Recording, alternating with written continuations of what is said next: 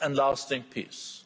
And I know that President Zelensky just met with President Trump, and I hope that was a very, very good meeting.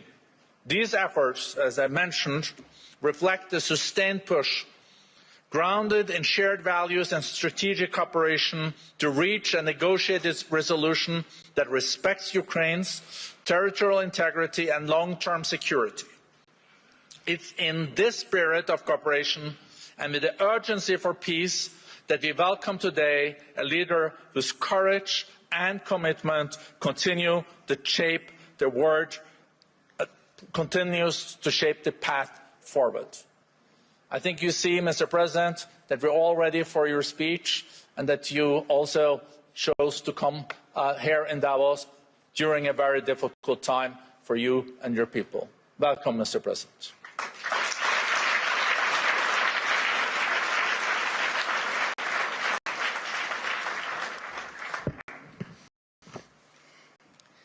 Thank you very much. Dear friends, everyone remembers the great American film Groundhog Day with Bill Murray and Andy McDowell. Yes, but no one would want to live like that, repeating the same thing for weeks, months, and of course for years. And yet, that's exactly how we live now. And it's our life. And every forum like this one proves it. Just last year, here in Davos, I ended my speech with the words, "Europe needs to know how to defend itself." A year has passed, and nothing has changed. We are still in a situation where I must say the same words, but why? The answer is not just about the threats that exist or may appear. Each year brings something new for Europe and for the world. Everyone turned attention to Greenland. And it's clear most leaders simply are not sure what to do about it. And it seems like everyone is just waiting for America to cool down on this topic, hoping it will pass away. But what if will not? What then? There was so much talk about the protests in Iran, but they drowned in blood. The world has not helped enough the Iranian people, and it's true. It has stood aside. In Europe, there was Christmas and New Year celebrations, the seasonal holidays. By the time politicians came back to work and started forming a position, the Ayatollah has already killed thousands. And what will Iran become after this bloodshed? If the regime survives, it sends a clear signal to every bully: kill enough people and you stay in power. Who in Europe needs that message to become a reality? And yet Europe hasn't even tried to build its own response. Let's look at the Western Hemisphere. President Trump led an operation in Venezuela and Maduro was arrested, and there were different opinions about it, but the fact remains: Maduro is on trial in New York. Sorry, but Putin is not on trial. And this is the fourth year of the biggest war in Europe since World War II. And the man who started it is not only free, he is still fighting for his frozen money in Europe. And you know what? He is having some success, it's true. It's Putin who's trying to decide how the frozen Russian assets should be used, not those who have the power to punish him for this war. Thankfully, the EU decided to freeze Russian assets. indefinitely, and I'm grateful for that. Thanks Ursula, thanks Antonio, and all the leaders who helped. But when the time came to use those assets to defend against Russian aggression, the decision was blocked. Putin managed this, yes, managed to stop Europe, unfortunately. Next point. Because of the America's position, people are now avoiding the topic of the International Criminal Court. And that's understandable. It's American historical position. But at the same time, there is still no real progress on establishing a special tribunal for Russian aggression against Ukraine, against the Ukrainian people. And we have an agreement, it's true. Many meetings have taken place, but still Europe hasn't reached even the point of having a home for the tribunal with staff and actual work happening inside. What's missing? Time or political will. Too often in Europe, something else is always more urgent than justice.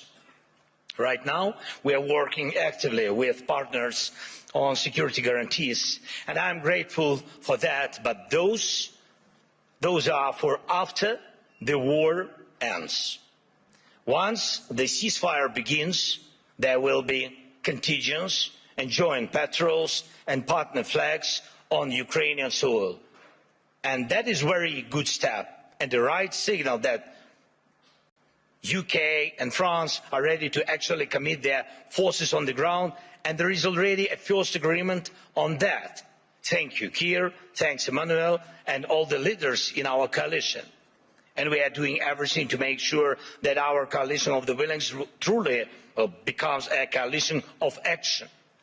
And again, everyone is very positive, but, always but the backstop of President Trump is needed.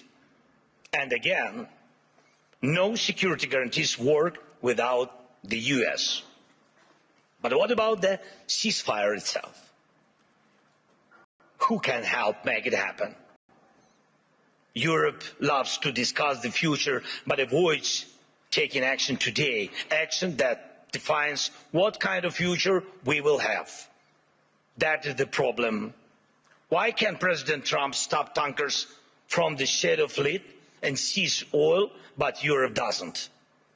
Russian oil is being transported right along European shores. That oil funds the war against Ukraine. That oil helps destabilize Europe. So Russian oil must be stopped and confiscated and sold for Europe's benefit. Why not? If Putin has no money, there is no war for Europe. If Europe has money, then it can protect its people. Right now, those tankers are making money for Putin, and that means Russia continues to push its sick agenda. Next point. I've said it before and I'll repeat it again. Europe needs united armed forces, forces that can truly defend Europe. Today, Europe relies only on the belief that if danger comes, NATO will act. But no one has really seen the alliance in action. If Putin decides to take Lithuania or strike Poland, who will respond? Who will respond? Right now, NATO exists thanks to belief that the United States will act, that it will not stand aside and will help. But what if it doesn't? Believe me, this question is everywhere in the minds of every European leader, and some try to get closer to President Trump, it's true. Some wait, hoping the problem will disappear. Some have started acting, investing in weapons production and etc., building partnerships, getting public support for higher defense spending. But let's remember, until America pressured Europe to spend more on defense, most countries were not even trying to reach 5% of GDP, the minimum needed to ensure security. Europe needs to know how to defend itself. And if you send 30 or 40 soldiers to Greenland, what is that for? What message does it send? What's the message to Putin, to China? And even more importantly, what message does it send to Denmark? The most important, your close ally. You either declare that European bases will protect the region from Russia and China and establish those bases, or you risk not being taken seriously because 30 or 40 soldiers will not protect anything. And we know what to do. If Russian warships are sailing freely around Greenland, Ukraine can help. We have the expertise and weapons to ensure not one of those ships remains. They can sink near Greenland, just as they do near Crimea. No problem, we have the tools and we have people. For us, the sea is not the first line of defense, so we can take actions, and we know how to fight there if we were asked and if Ukraine were in NATO. But we are not. We would solve this problem with the Russian ships. As for Iran, everyone is waiting to see what America will do. And the world offers nothing, Europe offers nothing, and doesn't not want to enter this issue as the supporter of the Iranian people and the democracy they need. But when you refuse to help the people fighting for freedom, the consequences return, and they are always negative. Belarus in 2020 is the example. No one helped their people, and now Russian Oreshnik missiles are deployed in Belarus within range of most European capitals. That would not have happened if the Belarusian people had won in 2020. And we have told our European partners multiple times, act now. Act now against those missiles in Belarus. Missiles are never just decoration. But Europe still remains in Greenland mode. Maybe someday someone will do something. The issue of Russian oil is the same. It's good that many sanctions exist. Russian oil is getting cheaper, but the flow has not stopped. And Russian companies that fund Putin's war machine are still working. And that will not change without more sanctions. And we are grateful for all the pressure put on the aggressor. But let's be honest. Europe must do more so its sanctions block enemies as effectively as American sanctions. Why is that important? Because if Europe is not seen as a global force, if its actions don't scare bad actors, then Europe will always be reacting, catching up with new dangers and attacks.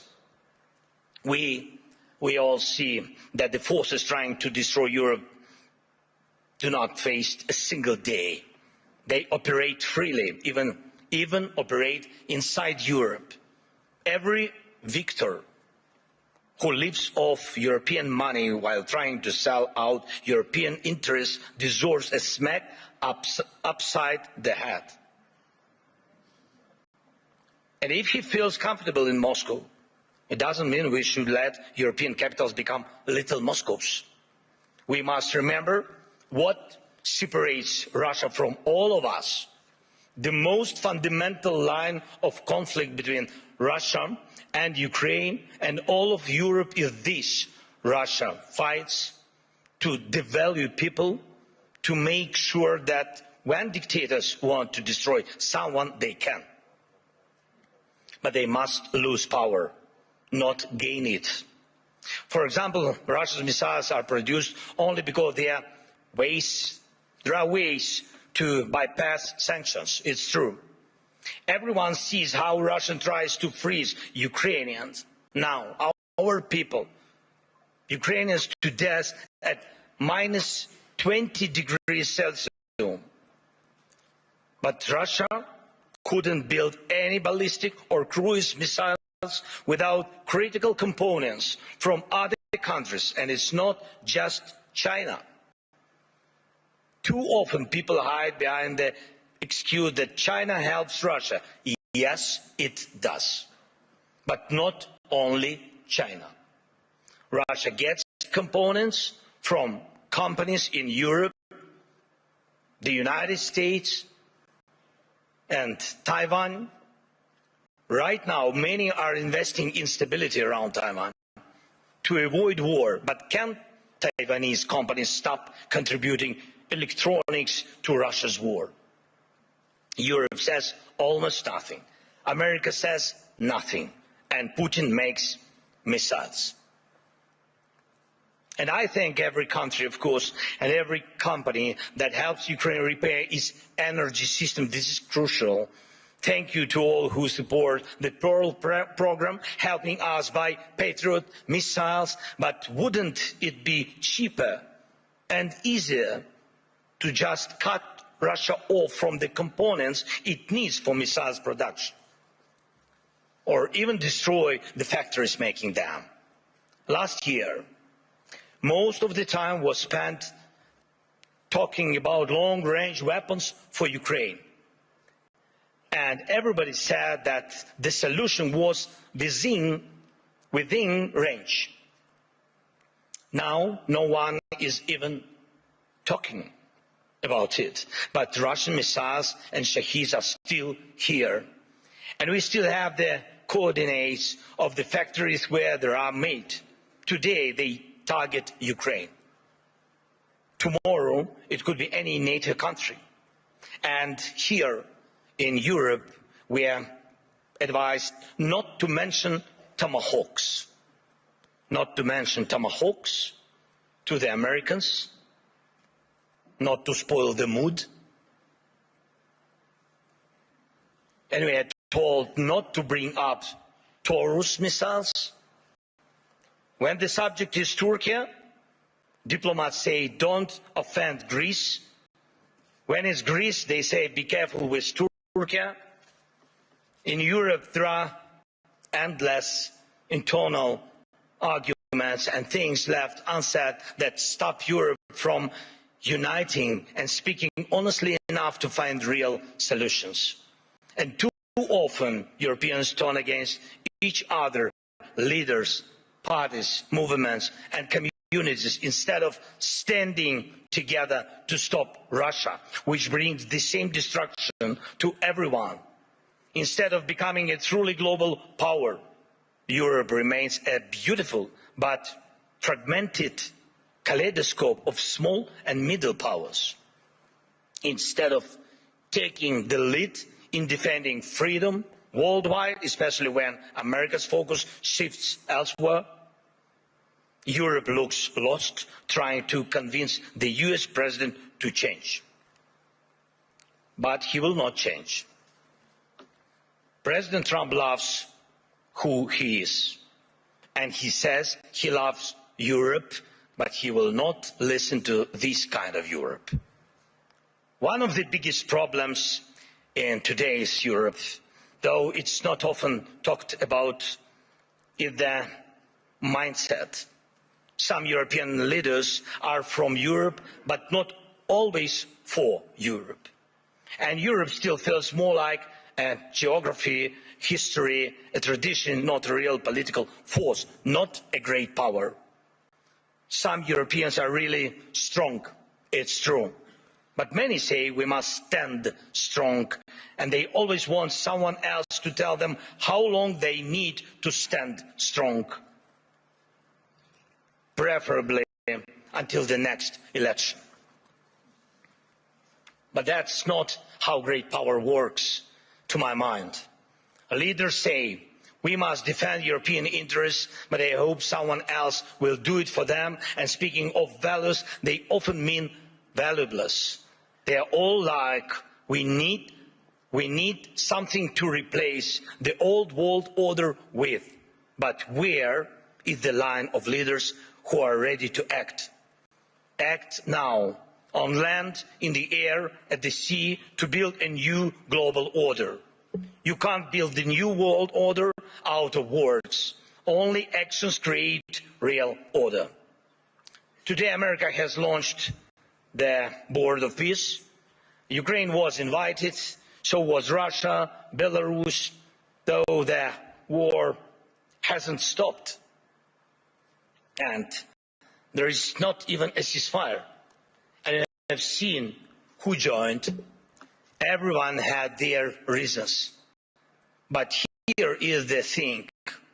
Europe hasn't even formed a united position on the American idea.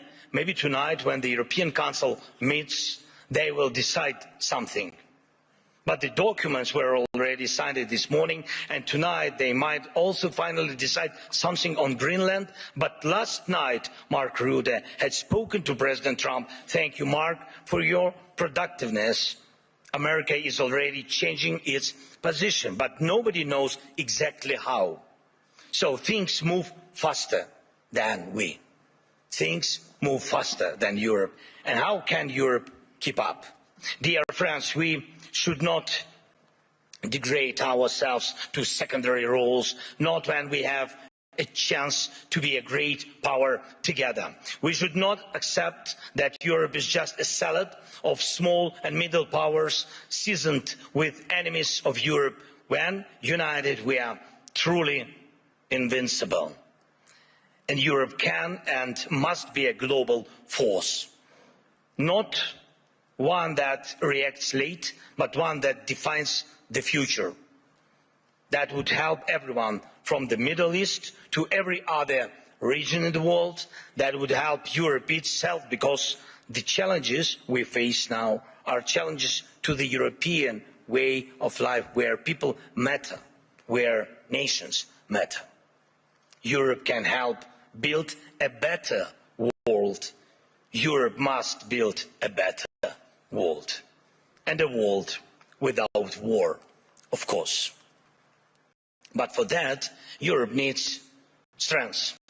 For that, we must act together and act in time. And most of all, we must have the courage to act. And we are actively working to reach solutions, real solutions. Today, we met with President Trump, and our teams are working almost every day.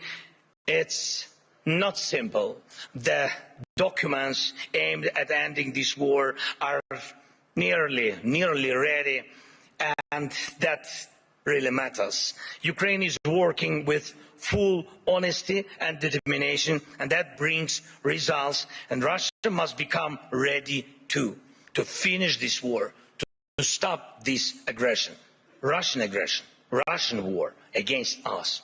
So the pressure must be strong enough, and the support for Ukraine must grow even stronger. Our previous meetings with President of the United States brought us air defense missiles, and thanks Europeans, they helped also. And today we also spoke about the protecting the skies, which means protecting lives, of course. And I hope America will continue to stand with us. And Europe must be strong. And Ukraine is ready to help with anything needed to guarantee peace and prevent destruction. We are ready to help others become stronger than they are now. We are ready to be part of a Europe that truly matters, a Europe of real power, great power. Today we need that power to protect our own independence. But you need Ukraine's independence too, because tomorrow you may have to defend your way of life. And when Ukraine is with you, no one will wipe their feet on you. And you will always have a way to act, and act in time. This is very important. Act in time. Dear friends, today is one of the last days of Davos, though definitely not the last Davos, of course. And everyone agrees on that. Many people believe that somehow things will work out on their own, but we cannot rely on somehow. For real security, faith is not enough. Faith in a partner, in a lucky turn of events. No intellectual discussions are capable of stopping wars. We need action. World order comes from action, and we just need the courage to act. Without action now, there is no tomorrow. Let's end this Groundhog Day. And yes, it's possible. Thank you. Slava Ukraini.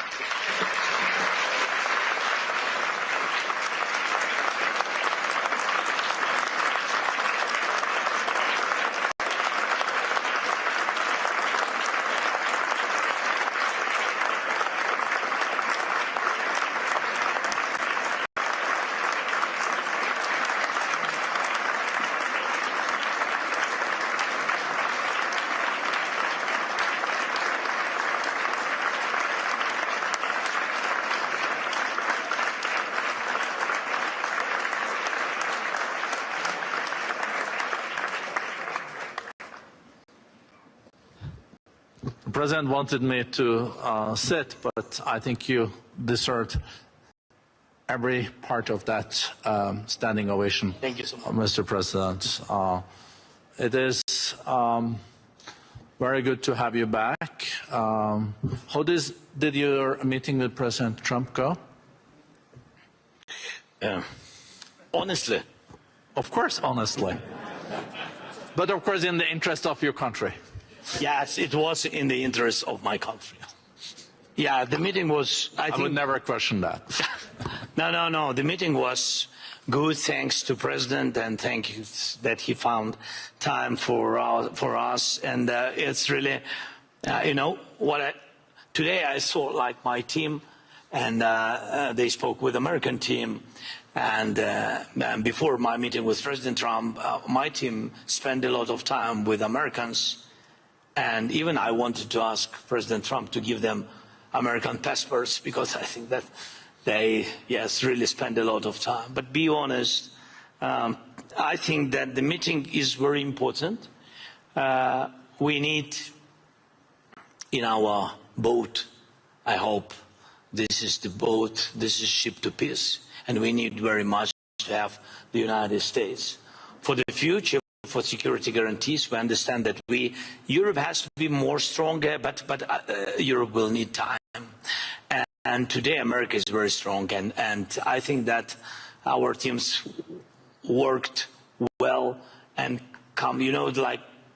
like I think this like last mile, which is very difficult, which during any dialogue with any president, I have to defend the interests of my country. That's why the dialogue is, maybe it's not simple, but today it was positive. Okay. That's enough. I think that's a good answer. Thank you. We know that Jared Kushner and also Special Representative Steve Witkoff is traveling this afternoon to Moscow. I think that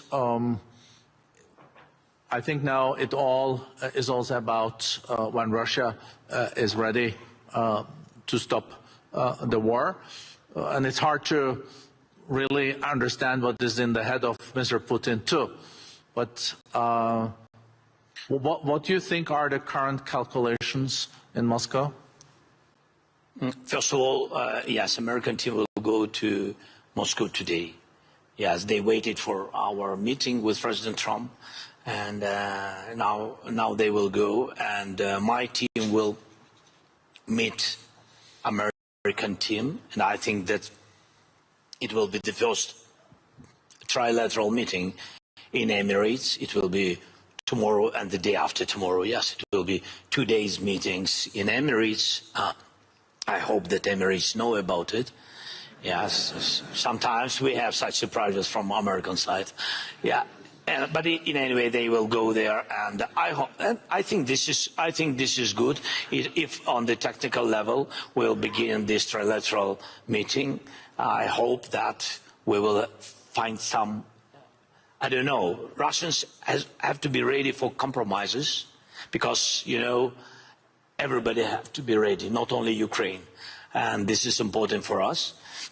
So we will see what result will be, but that Russians will meet, that our guys meet today with Americans, then Americans will meet with Russians tomorrow. Today is at night. I don't know when. I don't know. Maybe Putin is sleeping. You said that nobody knows what is in his head. Yes, but they might have to wait a little bit for the meeting. I don't know. But tomorrow and the day after tomorrow we will have trilateral. Our guys will have trilateral meetings. It's better than not to have any kind of dialogue. So we are under attacks. People live without electricity, and we are in a difficult situation. But Russians also in a difficult situation. We are answering on their attacks, and God bless. The war will stop. I hope so.